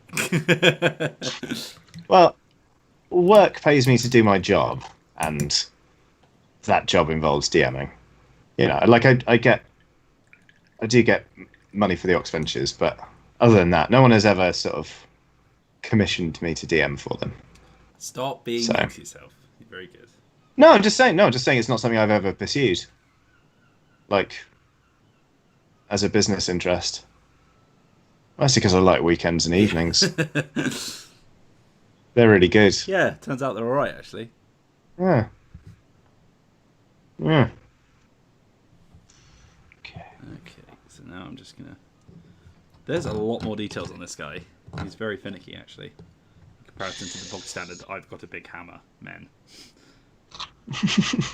I got a big hammer. That's what Sigmar's like. Jerk. Hey up, lads. Welcome back to Sigmar TV here on YouTube. I've got a big hammer. It's my new video. Oh, yeah. Hello. Okay. A retro futurologist asks, Johnny, did you cast sleep on that party? That sounds like a reasonable explanation. No. I mean... Thanks for clearing that up. That was just me refusing to play along with a perfectly innocuous question, wasn't it? Well done, Johnny. You dickhead. Oh, there I go. There's me. There's another dollar for the swear jar. Dicebreaker dingo. Dicebreaker bingo is what I was trying to say. Hashtag it's not just wheels. Hashtag not all wheels. Oh dear. That's a nice question for positivity. Kate O'Sullivan asks, what's your favourite thing about lockdown, Ben? Playing. I feel like I've remembered all the things I love to do, having had a bit of extra time, brackets, woo, no commute. Playing so many RPGs has been amazing. Yeah, it's been pretty good for that, to be honest. And if that feels like really good escapism, just sort of getting involved in that. I've painted a lot, which is nice. Yeah, those two things have been all right. But apart from that, it's been torture. So, keeping it bright and breezy. Dicebreaker.com/bright and breezy. Oh dear.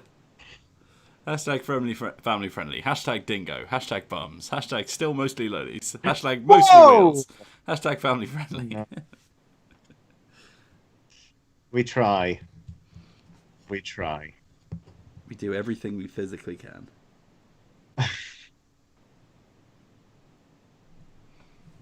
Oh, you gonna watch the Xbox thing later? Yeah, because I've seen a lot of people, because everyone's going on about Halo, and I don't really care about Halo. Halo was fun for the online, but that's about all I really cared about. However, I've seen a lot of people saying like, maybe this is the year. Maybe this is the year they announce a new Fable, and I'm like, okay. So you never know. If that is the case, you will know because my Twitter will be full of me going ah, and then you'll know. I'm not gonna lie, I'm not watching it. I'm sure you'll find out about it through third person. Well, that's partly the thing. It's like I find out on Twitter 2 minutes later, And I'm it's been a year, it's been over a year since I left Eurogamer actually, but I'm still in that phase where I'm sort of, recovering's not the right word, but I'm redefining my relationship to games and to the games industry, because I was in that like job similar for 12, 13 years. So now for the first time with games, I'm just a punter again. It's like, oh, okay, well, do I want to watch the latest thing? It's like, probably not. I know I'm not going to buy a console in this next generation, so I'll wait for the news to filter. So that's been odd and sort of liberating. Like, it's the first few times I've watched gameplay reveals or whatever and not been like, okay, what's my angle? How am I going to cover this? Just to be like, do I like that? Do I not? It's fun. I had someone ask if I was going to play the new Total War, and I was like, probably not, lads, to be honest. Like, played quite a lot of Total War. That's fair. I'm playing so much Dead Cells at the minute, it's unreal. I've stopped playing Animal Crossing. Yeah, me too. I'm for like a month. Burnt out on it. Yeah. I feel like if I did sit down and just say, okay, I'm going to play some now, I would actually get back into it. It's just I haven't had the drive to just sit down and play it. Plus, I've just got a new PC, so I've been playing a lot of PC games. So my Switch has been lying dormant for a little bit. I'm scared that they're going to tell me off. So yeah, I also don't want to deal with the weeds. You know. Oh no! Yeah, that's not going to be nice. Damn it. Modidu said that the squee that Zoe will make if there is a new Fable announced will be audible across all of England, so I won't need to tune into the stream. That's true, yeah. Also, she lives in the Brighton area as well, so like I'm sure I'll hear it, you know. Yeah, there you go.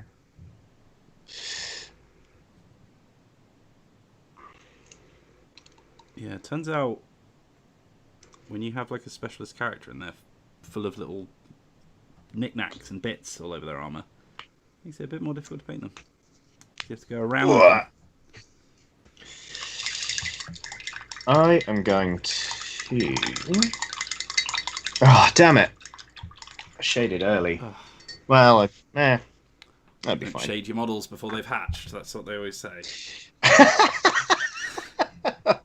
That really got me. No, I wanted to do a bit more red on the cloak, but I didn't, so I'll do it now. It's fine. Very well. Yes, my lord. No, my lord. Come on, Dement.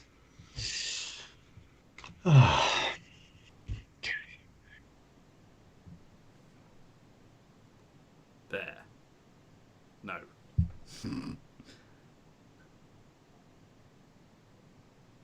Just imagine myself like finally finishing this color as part of the model. And just sitting there going, ha, finally, it is done. And then behind me, there's this big unpainted patch that I haven't seen yet. Yeah, that's true to life. So now I need to do the border of the front part of the padded cloak.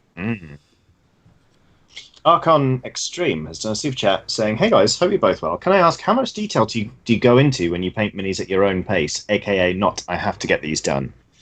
Way more for me. But I think so. Like, obviously, you've got 2 hours to do a stream, and you kind of like. I don't think it massively impacts how you paint, but it does in the back of your head. You're like, it'd be nice if I can actually show something at the end of this. So I do tend to be a little bit quicker than normal. I'm actually taking a lot more time than I normally would on these guys with this one. But I do think that when I'm just painting without anyone watching, I can spend hours and hours and hours just sitting there with a podcast on or something. Yeah. I don't change my pace at all, nor do I change my detail levels. I think maybe once or twice I've been like, it's the end of the stream and I can't be bothered to do the last detail on this model. Yeah. And I know I won't be bothered to do it later, so I am going to call this finished and forgive myself. But largely speaking, no, I paint to the same standard, about the same speed, whether or not... No, that's not what I meant. Like, unlike Wheels here, the cretin, I actually... You're getting the true unfiltered experience with me, a legend. Oh no, H. Wood says I had to take my little boy to the hospital this afternoon. This stream is just what we both needed to calm down from it all. Thank you, lads. You're more than welcome. I hope everything's all right. I hope he glad you're tune in for the bit where we both saw. Yes. Sorry if you were around for that bit, but I hope this is proving relaxing again now.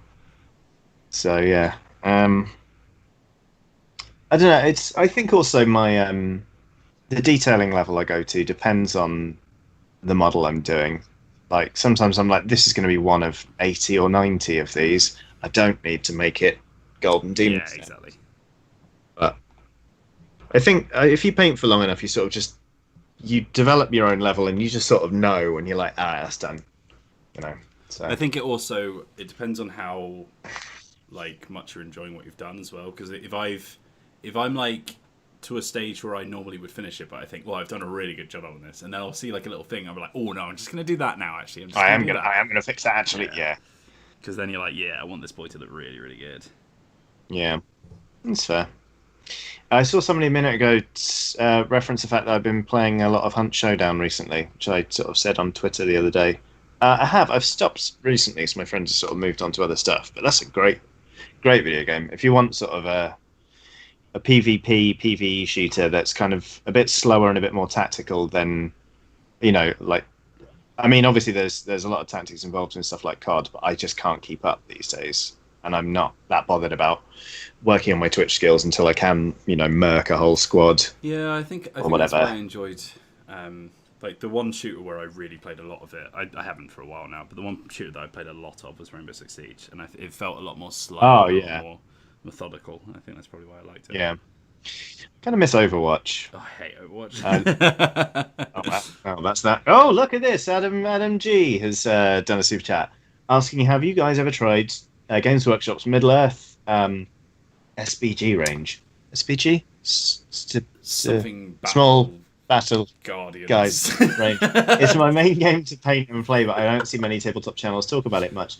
I know Matt Jarvis has a bunch of models. Right? He's painted them on the channel before. When I was quite young, no, I've never really done it. Sort of Evil v Good set starter thing to divvy up. So I remember that being a thing, and I think I wanted to be the Urukai and stuff because edgy teenager. But also, it was just the fact that I don't think many people are that bothered about the system, but because it's Lord of the Rings, it'll always bring some money in. So I feel like it's always just going to exist in the background, you know what I mean? So you might not find that many people who actually play it, but it's still very much something that people will... strategy battle game. God, we're good at our jobs, aren't we? SBG, yeah. I didn't know that. I love the idea Consummate that anyone professionals actually says that. Can you imagine being in it, like, you're like, oh, do you want to play some Lord of the Rings later? Some what? Lord of the Rings? Sorry, I don't know what you're talking about. The Lord of the Rings strategy battle game. Oh, the strategy battle game! Oh, well. Oh, well, that's TRSPG, yeah. Small battle guys, in stores this holiday, says Alex Frew. Cameron Gore says SPG equals sodding bongo gumbo. Thunder Cookie suggests sweet baked goods. Acronyms are fun, aren't they? Soft brambly guilt. That's my throw. Okay, sounds like That's a fruit pie made by Catholics. I was going to say that's me after it's me after eating an entire box of Mr. Kipling. Sweet board game, super beardy guys, salty baked goods. Beardy guys. I feel like we're more likely to have the salty baked goods. Yeah. Right. Oh, pretzels. Oh, man, I don't know what's happened to my brain. Pretzel. Nearly the weekend. Nearly the weekend. Okay.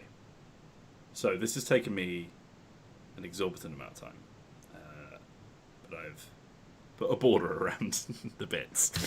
So here we go. So I've got. Gosh, your camera really is focusing. Yeah, it looks really good, actually, doesn't it? This camera's really nice. Is this the one you've got plugged in, or have you already had one? The Logitech HD, whatever. The square boy with the little fabric at the front.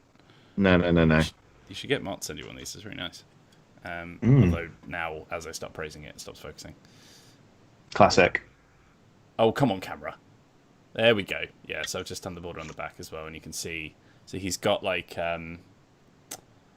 He's got the standard sort of like cloth against his chest, but there's like belts and stuff. So I just want it to be really neat around those, so I can keep some of the silver if I want them. There you go. That's what I've been doing.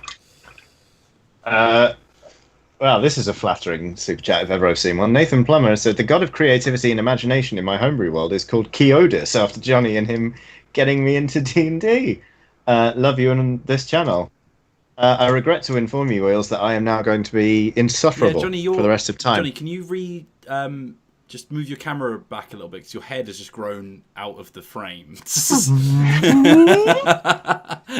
When you did that, because that light is so block white, it looks like it's part of the frame of the video. So when you went above it, you know those like GIFs where people put like lines to make it look 3D? Yeah. It looks incredibly like that. Give us a kiss. Oh god. There we go. Catch. Thank you for all the kind comments, everybody.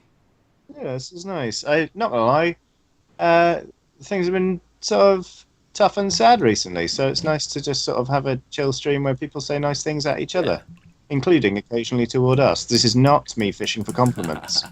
It's just me acknowledging that this has actually done wonders for my mood today. Build each other up. Right. That's a bad highlight. Ooh, and that's a bad highlight.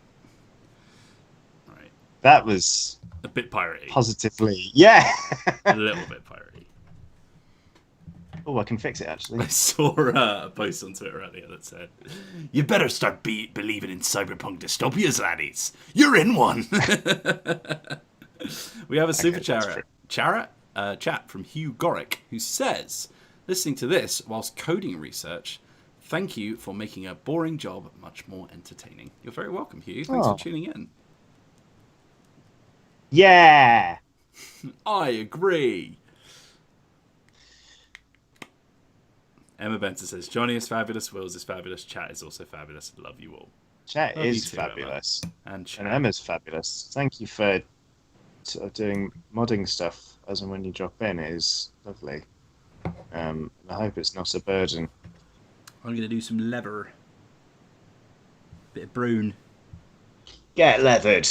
I will. This weekend. Okay.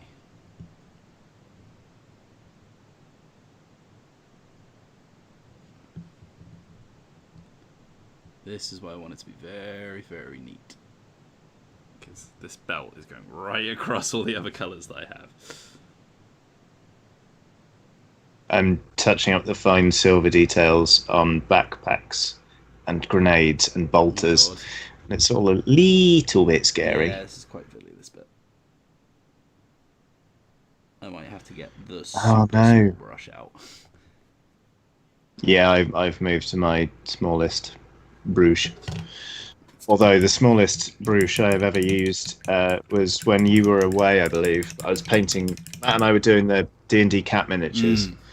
And I plucked a hair from my beard to do the pupils on the cat. It worked amazingly. I can imagine, yeah, it's a great idea. I love that.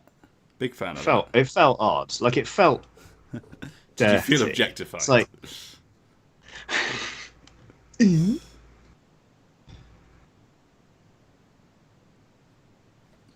Lemon Avalanche says, I remember one paint stream Johnny mentioned this game on Steam called Kind Words, and I ended up buying it the next day. Honestly, I love the chill vibes of the game and these streams. There we go. Oh, I'm glad. For Yeah, Kind Words is a lovely thing. Look at all these.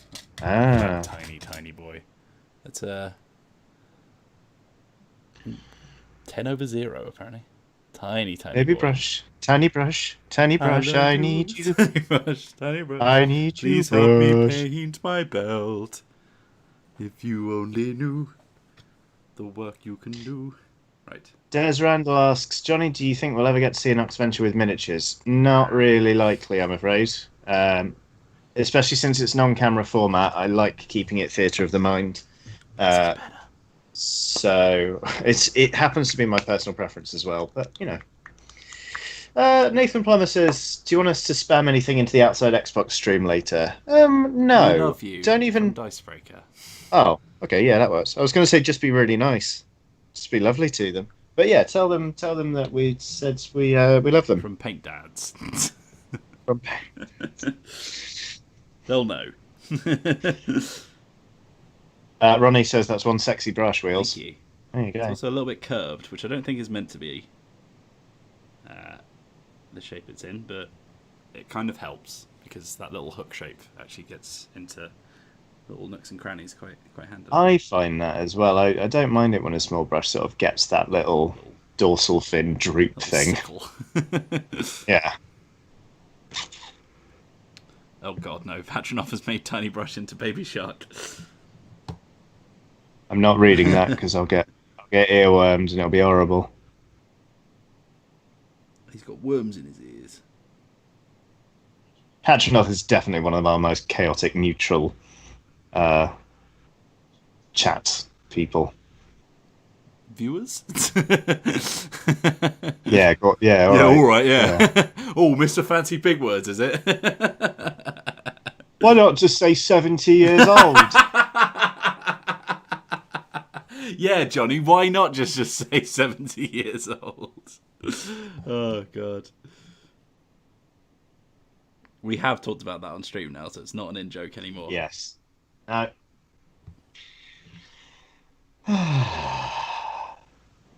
Would the Oxventurers collab with Dungeon Breaker? Breakfast Club is canonically set in Gath. Yeah, we do official Dungeons and Dragons settings in our games. In the other one. So with Dungeon Breaker, it would be actually a bit harder. But don't worry, collabs are in the works. We can go for a portal or something. That'll be fine. Don't worry about it. We'll work it out. Drew says, Johnny, might you play Dob in Luke's campaign? I think you mentioned not liking playing other people's characters, but one can hope. No, I would feel like I was doing a Luke Westaway impression for 2 hours in front of Luke Westaway. Yeah. The very idea gives me the vapors. And he's pretty good, so... I couldn't do Dob justice. Yeah. I just couldn't. Wouldn't He's be so easy. funny. Okay. Now the really, really tiny belt bit. Oh, God.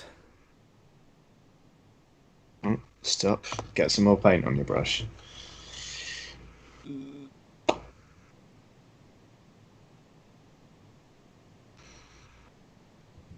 Oh God! Give main chat operatives, e.g. Emma Benton and Angel Beat, character orientations. Emma Benton is quite clearly neutral good. I think lawful good is an insult. Yeah. Definitely good. Definitely good. Oh, we got the joke from Lolies. What has 4 letters, occasionally have 12 letters? Come on, mate. What has 4 letters, occasionally has 12 letters, always has 6 letters, but never has 5 letters? This sounds more And like I a said, riddle go- than a joke. I said, go on, and she said, that's it.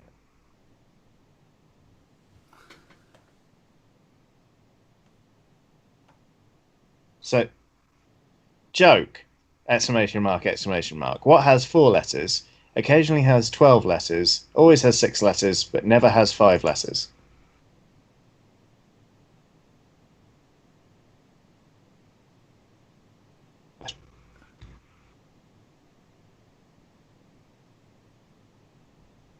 What?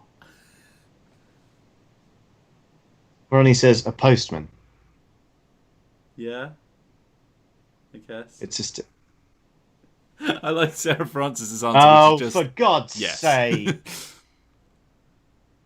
What has 4 letters? Oh, for Occasionally God's sake. has 12 letters. No. Always has 6 letters, but never has That's not 5 a joke, letters. that's a riddle.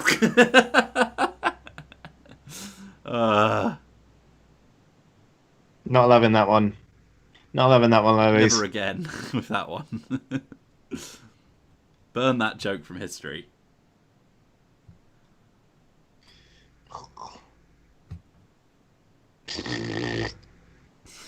I committed 4 to 6 seconds of brain power to that. That's a valuable amount of brain power.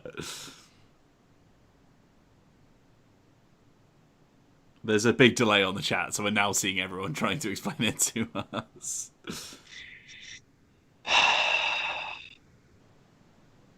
Go back on holiday, Lolies. Go relax. Nobody says, GG, I thought you'd approve. I did not.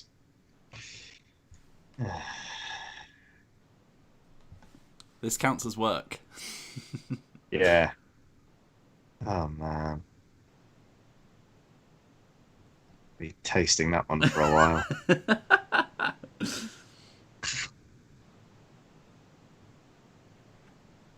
I'm going to see that one still when it comes out the other side. It's horrible. Yeah. Thanks, mate. Look, I'm being very, very careful not to get brown all over the nice work I've done so far. Well, I just painted the sort of visor on this helmet. I don't think this will be visible, but it looks a hell of a lot like a moustache, Wheels. You see that? No, it looks like one of those Nordic helmets. With a handlebar moustache? Yes. Right.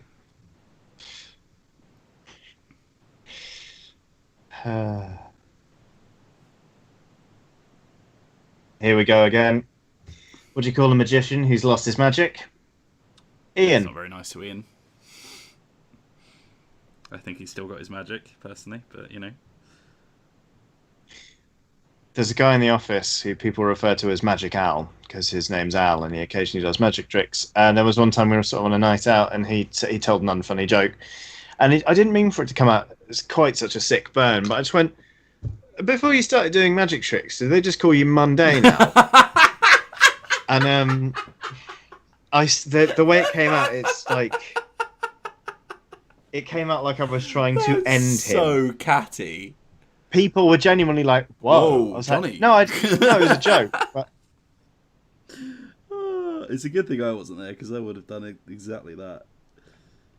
it's not as bad as my first week at the company. So this was back in 1860 something, probably. A guy bought me a pint in the pub on a Friday and then put it down and went, "What's my name?" It's like, I don't know. That's so mean. It's pretty funny. That happens to people though, especially me. Yeah. Oh well. I mean, I didn't forget it after that.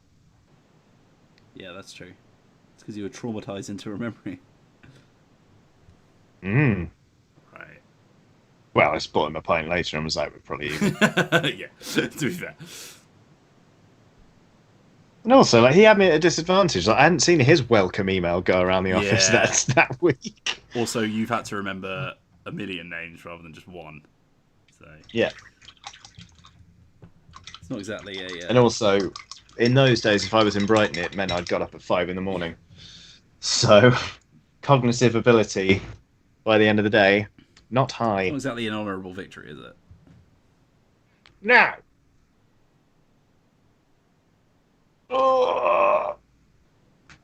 Oh, big stretch.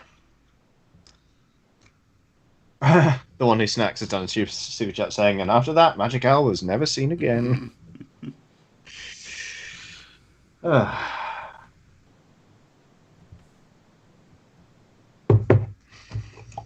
Helena Smith says, was this karma for poor Owl? No, this happened before the whole Owl bit. The Sansa de Silva's done a super chat saying, Johnny, Dungeon Breaker question. Does Inigo and Baphomet being in Avernus mean that in your universe devils have lost the blood war to the demons? It's a very good question. Yeah, I think, isn't that canon in the book anyway? Because I was reading through Avernus, and I was like, oh, the blood war, yada, yada, yada, yada. If it's not canon, then I don't know. Basically, I read up on Avernus, and I was like, all right, major players in Avernus, la la la la la. I was like, oh, Unigu, Baphomet, let's have a go on them. Let's have a bang on them. So,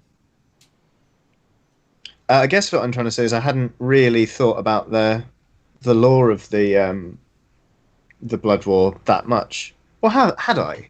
I definitely talked about the Blood War at some point. To answer your question, don't know. So, I don't want this to sound mean, which means it inevitably will. But you know Go when on. you do your sort of like expedition dumps at the start of a new setting? Yeah. Like, if you were to give me a pop quiz at the end, I would not be able to get a single answer right. It just all goes in one ear and out the other. That's And it's fine. not the way that you read it or anything. It's just like, fantasy name did fantasy name in fantasy world. It's like, In the age of bagels. Yeah, it's fine. I don't take that personally. That's all right.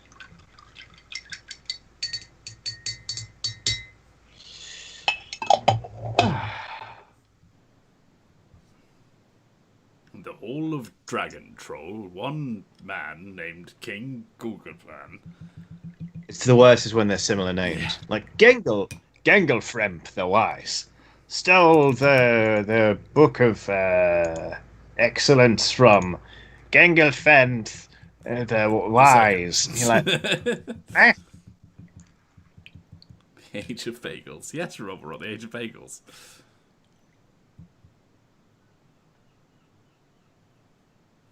I don't really know what Avernus is, apart from hell.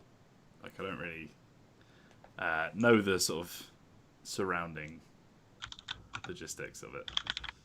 We need it around. Let's do that, Brian, as well. I mean, I did do the reading, but that felt like 100 million years ago. Everything feels like. Oh, okay. Nathan Plummer says, I'm pretty sure the Blood War is going on during the module, so I imagine they're occupying Avernus. There you go. Yeah, everyone's around, you know.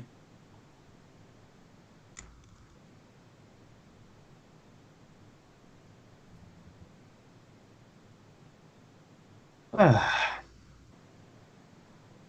think one of the things that makes D&D so easy to play for new players is that, like, because there's a lot of RPGs where it's just like, here is 4 tomes worth of lore that will help you understand how this world works. And Yeah. like, in a lot of RPGs where they're very new and interesting settings, like, that's all really cool. So like it, like, even like, I think Blades in the Dark can be summed up pretty easily, but there is a lot of like, okay, you know, the sun exploded, like all this kind of stuff, and like, this world won't make sense unless you understand these bits. Whereas with D&D, it's just like, well, yeah, it's every fantasy thing you've ever played. So it's like, yeah, you know, don't worry about it, because like it's so ingrained in cultural knowledge now that. Yeah, but then there is so much also. When people are like, well, what do you think about this? I'm like, I don't know. I don't know what that is. I never thought about that bit. Never thought about that bit, so... Yeah, I guess that also sort of comes back because people will assume they know everything about the setting, and then you'll get asked a question about it, and you're like, oh, I don't know.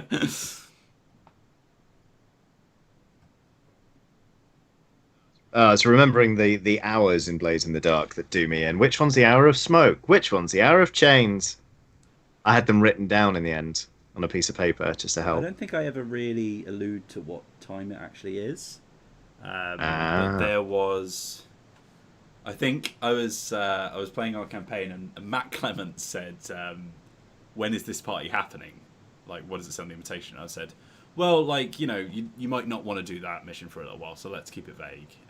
Like, just safe to say that there is a time that the party is happening, so that you don't feel like you have to do it now if you don't want to, kind of thing. Yeah. And he was just like, no, what time is it? When is it? And I was like, fine. And I just opened up the law book and went, it's in the hour of chains in the month of blah, blah, blah. Does that help, Matt? Excellent salt. I love it.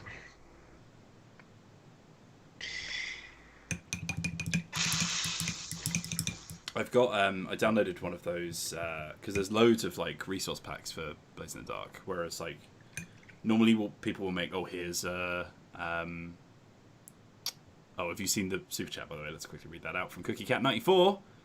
I haven't, sorry, I missed The it. cleric sometimes stops the combat just to have a drink with his god. Is it divine intervention? I liked There that you one. go. Good job.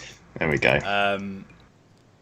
Oh, and another one from Patchconus, who says, do you prefer games that are mostly setting agnostic or easily exportable from their setting, or games where the setting is crucial like Simba Room? I think I lean towards the second, Because my biggest pet peeve. Yeah. My biggest pet peeve with games is that they will make. They're like, I want to set a game in this world, so I'm just going to use a pre-established system that everyone already knows how to play, and to just wrap it with that lore. And I'm like, so why would I play that rather than just playing any of the systems and just doing an adventure in that world? Like, I'm way more interested in games where the mechanics only work in a world like that. Like, things like Blades, where it's been built from the ground up to be about these kind of people's, like, in this kind of gang, like, all that kind of thing. Like, you can make hacks of the base rules to make it work in different settings, but, like, if you look at the rule book, like, there are so many rules in there that they don't make sense out of context because they are so ingrained in how that world works. Whereas I think there are a lot of systems where it's just like, yeah, it's, like we played Dishonored, and it was like, yeah, it's the 2D20 system, but in the Dishonored world, and it's like, okay, like, that's fine. Ditto. I mean, I don't know, but like, because I love Deadlands, and that's just set off Savage Worlds, but it does have sort of, there are tweaks and things that are only available in Deadlands, like certain edges or hindrances and stuff like that, which kind of helps. So I don't know. Yeah, I'm with Wheels on this one. Largely, I prefer the latter. But it's all personal preference, isn't it? Is it? Yeah, Veronica says, I think that's why I never got on with GURPS, just because I enjoy investing my time into the deep lore of the RPG world. Yeah, I think, like, I played, like, when I was playing that Troika game, I was reading through the system, I was like, oh, this isn't really the system for me, it's more about dungeon crawling. But the character generation at the start of the game was so good. I was like, let's play something in this. I'm just going to ignore the combat rules. So it's going to be a really super simple RPG, but the characters are so good. Like, it's worth it. Oh, good. There's one called... you basically, like, you have, like, a background that you get randomly generated by a rolling dice. And then you roll some skills and all that, and then you're good to go. Like, it's really simple. But one is called, like, a parchment witch, who are, like, these magic users who are so obsessed with, like, they're so narcissistic that they have dried their skin out into a perfect white, like, paper-thin material that just sort of floats in front of their face. So it means that they're, like... there's these incredible ethereal beings, but if they ever go near fire, they just light up. It's kind of like, is it Cassandra from Doctor Who? Do you remember the big flesh, like, skin woman that got dragged out? I'm not your audience for that, I'm afraid. Yeah, I do. Well, I don't watch a lot of Doctor Who, but I remember that quite vividly. Moisturise me, that woman. I am going to interrupt you there, but there's the one who snacks super chat. Which says, question from my D&D crew, is a wolf with lycanthropy turned into a corgi? I actually saw this tweeted at me this morning, but I was too tired and slowly waking up to actually reply, but I was thinking about it briefly while I was sort of waking up, and I think it would be, I like the idea that a werewolf, like lycanthropy makes you into a wolf, like, or that big, no matter what you are. Like, rather than being like, you do turn into a wolf, but actually you're a corgi because you're actually a dwarf. Be like, nah, you just got more growing to do. The horrifying animation as you scream and turn into a wolf is just longer. He said, dropping a model. I like the idea that if a wolf gets lycanthropy, then they turn into a double wolf. Like, how can they be even more wolf? You turn into a werewolf. Werewolf. A wolf. A wolf. A Wifflewolf. A Doppelwolf. God, Loli's somewhere her eyebrow is twitching. Especially if she's watching. Hopefully she is just taking some time off. But, never can tell. Goes to show you never can tell. Oh, there's so many little details on this guy. Not anticipate this. I am just doing final highlights on cloaks right now, and then I've got to finally highlight the hair, and then I think I'm done with these 5. Yeah, we're 5 minutes too, so... Oh, apparently OX says, hello, Paint Dads. That's nice. Hello, OX. Okay. No, I think they said that on their stream, because we sent people to tell them we love them. Yeah, I'm just sort of replying, Oh, knowing that they will never hear us.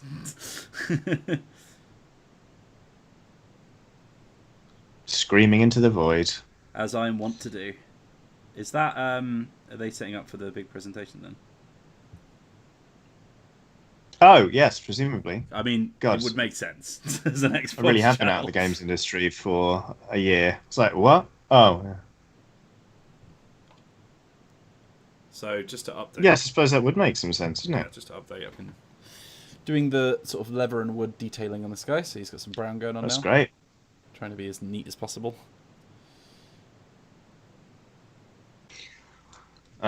I'll just go up here. You probably can't see her, but there's a Sororitas sister. She's got a cloak. He sounds very excited about paint it all. on her. There we go. And Felix Soror has done a super chat saying, money for snacks and treats and paintbrushes. Thanks for all the lovely content and for building up this fantastic community to hide in during the most stressful terms of my teaching career. Happy summer holes. Happy summer holes to you and Felix Soror. Well done for making it. I can't imagine what it must have been like over the last few months. So yeah, you have earned a cold one of your choice, whatever the cold thing is. You've earned something cold. Whoever you like. That you like. Yeah. Come on. Oy, oy, oy.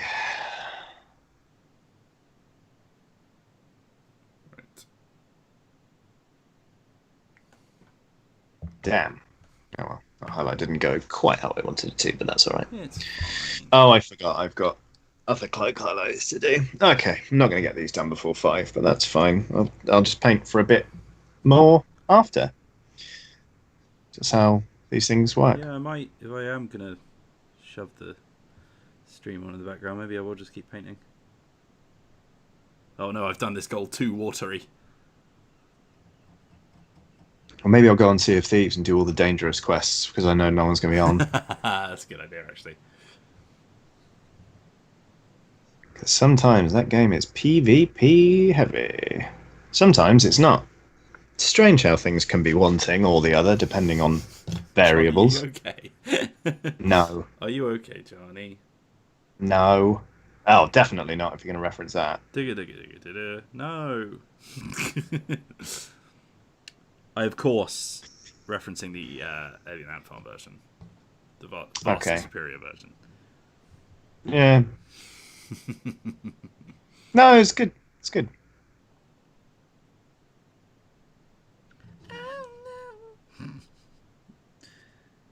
It's not quite as it's not hit quite as well as How Do I Get You Alone. That was received a lot better. Okay. Here we go. Yes, I'm happy with that. Did I do the front? No. Stupid, Johnny. Not stupid. Okay, fine.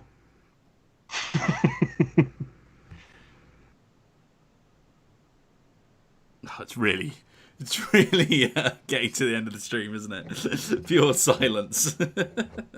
Yeah. Well, also we're both doing quite neat detailing now. I mean, this is meant to be neat. That was actually not my best, but some of this is good. Sort of, yeah, decent enough. I'm just starting to put the gold on this guy. Oh, I never got round to doing Angel Beats alignment, and we didn't really settle on one for Emma They're either. both good. They are both Is good. there like a true good? Is that like a meta alignment? I guess it would be. Yeah. Don't know.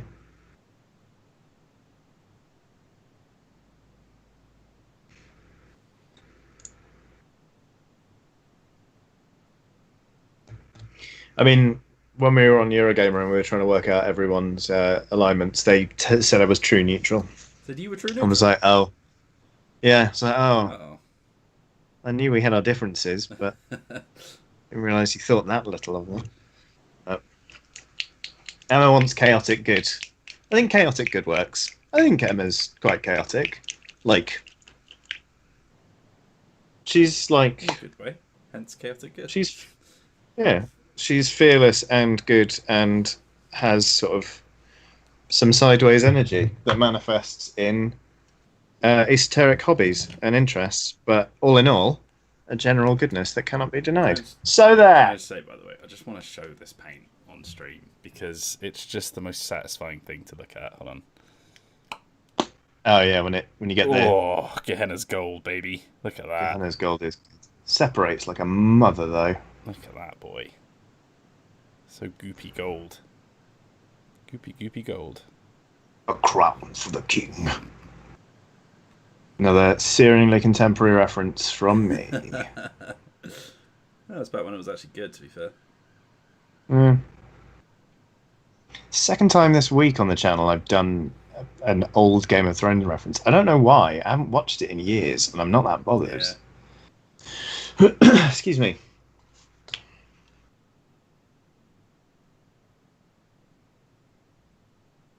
Oh, we already did that. Oh, no, that's the wrong colour. Oh, well, it's on there now. It's fine. It's just a tiny, tiny little... Oh, this video says, what's wrong with true neutral? I feel like it's just like, pick a lane, Like, that was like the plot of the entire first Witcher game was like, you can't just sit on the fence anymore. Like... No matter what you decide to do, someone's going to be annoyed. We got a super chat from the one who snacks, who says, "Thank you for your patience with all my super chats. I'm the data analysis guru for the main US COVID vaccine study." Wow, amazing. Oh, wow. So it's wildly stressful since we had our hydroxychloroquine study wrap up. Yeah. So Godspeed and all that. Not that I believe in him, but like I hope you get some good work done.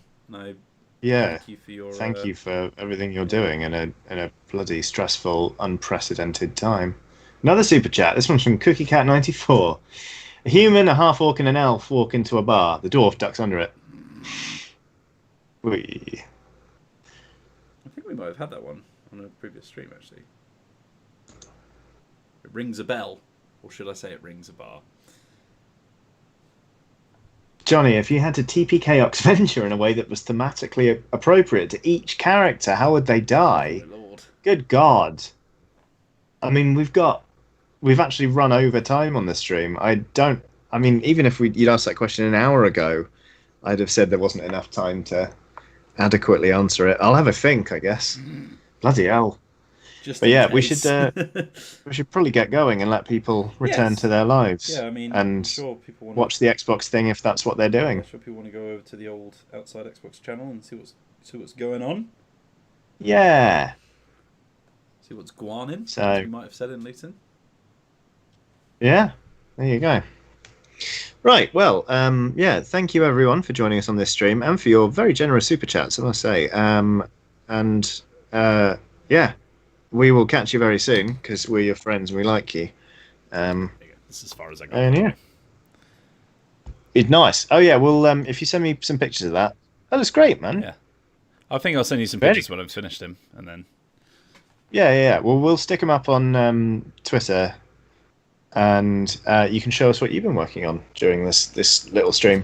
So yeah, thanks again. No, 5 more minutes. Fortunately, not my friend. No. Thank you very much. I really need a wee, actually. Yeah, thank you. We'll see you soon. Bye.